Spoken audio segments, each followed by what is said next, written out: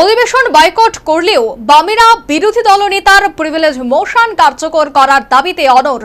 অধ্যক্ষকে চিঠি দিলেন বিরোধী দলনেতা জিতেন্দ্র চৌধুরী। গাড়ি বিতর্কে পাল্টা সরব বিরোধী দলনেতা, মুখ খুললেন প্রাক্তন মুখ্যমন্ত্রী।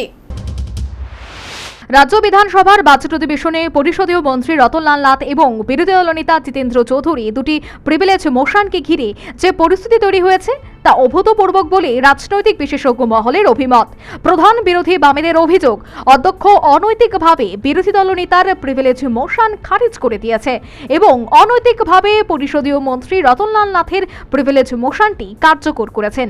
যদিও ঘটনার প্রতিবাদে বিরোধী বাম বিধায়করা বুধবার থেকে বিধানসভা অধিবেশন বয়কট করেছে, যার কারণে বৃহস্পতিবার কোনো বাম বিধায়ককে অধিবেশনে দেখা যায়নি। তবে অধিবেশন বয়কট করলেও বামেরা বিরোধী দলনেতার প্রিভিলেজ মোশন কার্যকর করার দাবিতে অনড়। এবার পরিষদীয় মন্ত্রী রতনলাল নাথের প্রিভিলেজ মোশন বাতিল এবং বিরোধী দলনেতার মোশন কার্যকর করার দাবিতে অধ্যক্ষকে স্বয়ং চিঠি দিলেন বিরোধী দলনেতা জিতেন্দ্র চৌধুরী। বৃহস্পতিবার আহত সাংবাদিক সম্মেলনে সে কথা নিজেই জানালেন বিরোধী দলনেতা।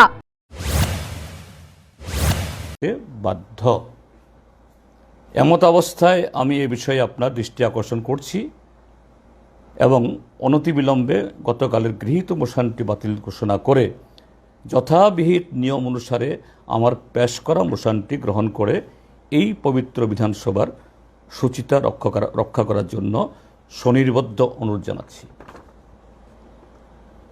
আমি জমা দিয়েছি, দেখব এখন মাননীয় স্পিকার তার মহানুভবতা, নিরপেক্ষতা,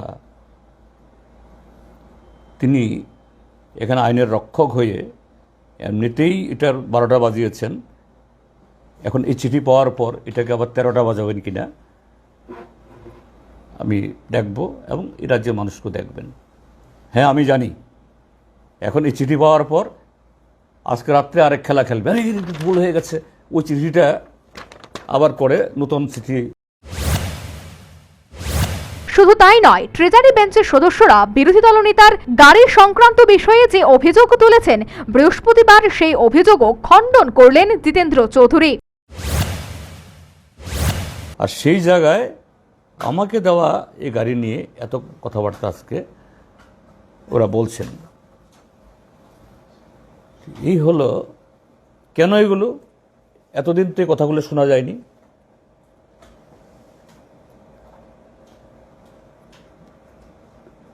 এসব কথা যে একটা ভুল, একটা অপরাধ ঢাকার জন্য আরো নানাভাবে এই সমস্ত কথাগুলি বলানো হচ্ছে। কাজেই আপনাদের কাছে বলাই কারণ মানুষ বিভ্রান্ত হয়। আমাকে অনেকে ফোন করেছেন, আর এরকম অভিযোগ আপনার সম্পর্কে করছে, কি ব্যাপারটা কি? তাহলে আমার প্রকৃত সত্য জানানো দরকার।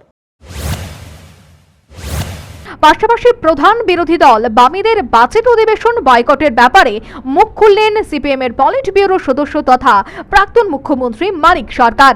এ ব্যাপারে প্রতিবাদ করার পক্ষে কথা বলে অধ্যক্ষের ভূমিকার সমালোচনা করলেন মানিক সরকার।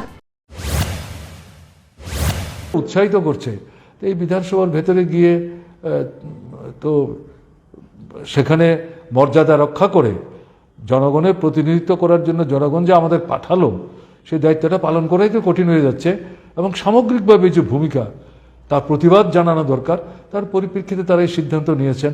এবং এটার জন্য তো আমার যা বাইরে থেকে যেটা মনে হচ্ছে, চেয়ারই তো দায়ী। স্পিকার যদি সেখানে সঠিক ভূমিকা নিতেন তাহলে এই ঘটনাটা ঘটতে পারতো না।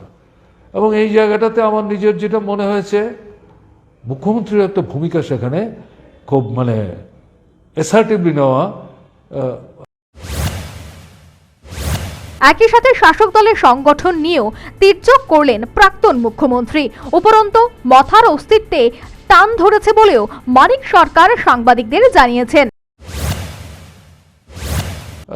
দেশের নির্বাচনের ফল, প্রাপ্ত ভোটের সংখ্যা, আসন সংখ্যা তীব্রমথা বাঁচিয়েছে। তীব্রমথা তো চিরদিন বাঁচাবে না, তীব্রমথারও তো অস্তিত্বে টান ধরছে। তাদের র্যাঙ্ক এন্ড ফাইলের মধ্যেও তো প্রশ্ন তৈরি হয়েছে।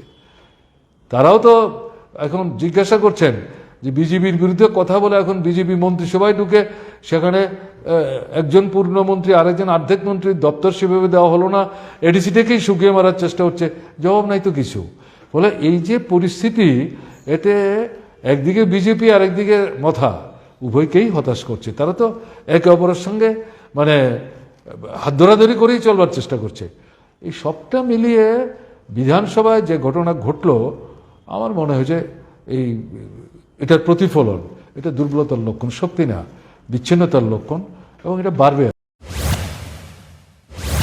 সর্বোপরি বাজেট অধিবেশন বয়কট করলেও বামেরা বিরোধী দলনেতার প্রিভিলেজ মোশন কার্যকর করার দাবিতে অনড়। বিরোধী দলনেতার প্রিভিলেজ মোশন কার্যকর করার দাবিতে অধ্যক্ষকে চিঠি দিলেন স্বয়ং জিতেন্দ্র চৌধুরী। এ ব্যাপারে মুখ খুললেন প্রাক্তন মুখ্যমন্ত্রী। শাসক গোষ্ঠীর বিরুদ্ধে সমালোচনায় মুখর Manik Sarkar. Bureau report, news vanguard.